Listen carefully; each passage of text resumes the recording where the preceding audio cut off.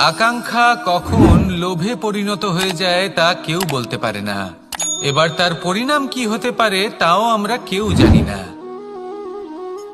আজ আমি আপনাকে বলছি, কোনো ব্যক্তি সবথেকে বেশি ক্ষতির সম্মুখীন তখনই হয় যখন সে এটা মনে করে যে সে সবথেকে বেশি সুরক্ষিত স্থানে রয়েছে। সে ভাবে যে সে সেখানে সুরক্ষিত রয়েছে। সে তখন অসাবধান হয়ে পড়ে, আর তখনই তাকে জীবনের সবথেকে বড় ক্ষতির সম্মুখীন হতে হয়। নিঃস্ব হয়ে যাওয়ার পরিস্থিতি কোনো মানুষের জীবনে তখনই আসে যখন তার কাছে প্রচুর সম্পত্তি থাকে এবং সে তার থেকেও অনেক বেশি সম্পত্তি অর্জন করতে চায়। সেই অনেক বেশি সম্পত্তি অর্জন করার চেষ্টায় সে এমন কিছু করে বসে যার ফলে তাকে সমস্ত সম্পত্তি হারাতে হতে পারে। একজন রচনাকার নিজেই নিজের প্রতিভা একদম শেষ করে দিতে পারে যখন সে অনেকগুলো কাজ নিজের কাঁধে নিয়ে নেয়। একটা গুরুত্বপূর্ণ কথা সবসময় মনে রাখবেন, আজ আপনি যেখানেই থাকুন না কেন, যেমনই যে কোনো স্থানেই থাকুন না কেন, এর পেছনে আপনার আকাঙ্ক্ষার একটা বিশাল ভূমিকা রয়েছে। কিন্তু মনে রাখবেন, আপনাকে শিখতে হবে যে কখন আর কিভাবে নিজের উচ্চাকাঙ্ক্ষাগুলিকে লাগাম পরাতে হবে, কারণ এটা অত্যন্ত আবশ্যক। তাই আসুন আর আমার সাথে ভালোবেসে বলুন, রাধা রাধা। রাত্রে আমরা সুখ নিদ্রা লাভ করি, আমরা স্বপ্ন দেখি, ভবিষ্যতের পরিকল্পনা করি, খুব ভালো লাগে। সকালে যখন চোখ খুলি নিদ্রা ভঙ্গ হয়, স্বপ্ন সেইখানেই ভেঙে যায়, আর তারপর আমরা আমাদের রোজকার জীবন যাপন করি। স্বপ্ন হয়তো মানুষ রাতের বেলায় দেখেন, কিন্তু সেটাকে সার্থক দিনের বেলাতেই করতে হয়। রাতে মধুর বাতাসের নিচে কোমল শয্যায় শুয়ে মাতার গলায় মিষ্টি গান শুনতে শুনতে নিদ্রায় আচ্ছন্ন হওয়া, স্বপ্ন দেখা, ভবিষ্যতের পরিকল্পনা করা বড়ই সরল। কিন্তু সকালবেলায় সময় মতো উঠে সূর্যের তাপ সহ্য করে, সেই উষ্ণতা সহ্য করে সর্বাঙ্গ ঘেমে গিয়ে নিজের পথ খুঁজে বের করা, সেই পথে অগ্রসর হওয়া, বাধা বিপত্তি এসবের সম্মুখীন হওয়া, আর তারপর লক্ষ্য লাভ করা, এগুলো কঠিন কাজ। এ হলো অত্যন্ত কঠিন কাজ।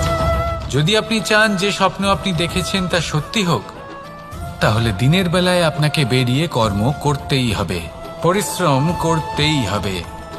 মনের এই চক্ষু দিয়ে স্বপ্ন দেখা সম্ভব, কিন্তু যদি আপনি বুঝতে পারেন যে এই স্বপ্নই হলো আপনার লক্ষ্য, তাহলে তাকে সার্থক করতে শুধুমাত্র পরিশ্রম দ্বারাই করতে হবে। তাহলে পরিশ্রম করুন আর আমার সাথে ভালোবেসে বলুন, রাধা রাধা। মানুষের জীবনে তিনটি গুণ অত্যন্ত প্রয়োজনীয়: শ্রদ্ধা, বিনম্রতা, যোগ্যতা। যদি জ্ঞান লাভ করতে চান তাহলে শ্রদ্ধার প্রয়োজন, যদি মান লাভ করতে চান তাহলে স্বভাবে বিনম্র হওয়া প্রয়োজন, আর যদি মনোবাঞ্ছিত স্থান লাভ করতে চান তাহলে যোগ্যতার প্রয়োজন। বিষয়টা সহজ। শ্রদ্ধা আপনাকে জ্ঞান দেবে, নম্রতা আপনাকে মান, আর যোগ্যতা উচিত স্থান দেবে। কিন্তু যদি আপনি এই তিনটি গুণ সম্মিলিত করেন তাহলে এমন কিছু লাভ করবেন যা এই সব কিছুর থেকে অনেক ঊর্ধ্বে। সম্মান। আর এ হলো সেই সম্মান যা প্রত্যেক মানুষের নিজের জীবনে লাভ করতে চেষ্টা করা উচিত, কারণ এই হলো সেই সম্মান যার কারণে আপনি চলে যাওয়ার পরেও এই সংসার আপনাকে ভালোবাসবে আর মনে রাখবে। আসুন আমার সাথে ভালোবেসে বলুন, রাধা রাধা। অনেক সময় আমরা জীবনে অনেক মানুষকে এমন বলতে শুনে থাকি যে আমি অসফল হয়েছি কারণ আমার সময় ভালো যাচ্ছিল না, আমি এই জিনিসটা লাভ করতে চাইছিলাম কিন্তু করতে পারলাম না কারণ আমার সময়টা ভালো যাচ্ছিল না, আমি আমার জীবনে ওই মহান কাজটা করতে চাইছিলাম কিন্তু করতে পারলাম না। কেন? কারণ আমার সময়টা ভালো যাচ্ছিল না। কিন্তু যে মুহূর্তে ভালো সময় আমার জীবনে আসবে আমি সব কিছু প্রাপ্ত করব। এমন প্রায় প্রত্যেকেই বলেন আসুন একটা কথা বোঝা যাক। একজন মালিকে দেখুন, সে প্রত্যেক দিন গাছের সেবা করে, তাকে জল দেয়, তার যত্ন আত্তি করে। কেন? প্রত্যেক দিন সেই গাছ ফল দেয় না। সঠিক সময় এলে তবেই সেই গাছ ফল দেয়, কিন্তু প্রত্যেক দিন মালি তার সেবা করে, তাকে যত্ন করে। শুধুমাত্র তখন করে না যখন সেই গাছ ফল দিতে সক্ষম। আর যদি মালি গাছের যত্ন প্রতিদিন না করে, তাহলে হয়তো সেই গাছ ফল দিতেই পারবে না। এটাই হলো আমাদের জন্য একটা শিক্ষা। যখন সময় আমাদের জন্য অপেক্ষা করে না, তখন আপনি সময়ের জন্য কেন অপেক্ষা করছেন? ভালো সময়ের জন্য অপেক্ষা করবেন না।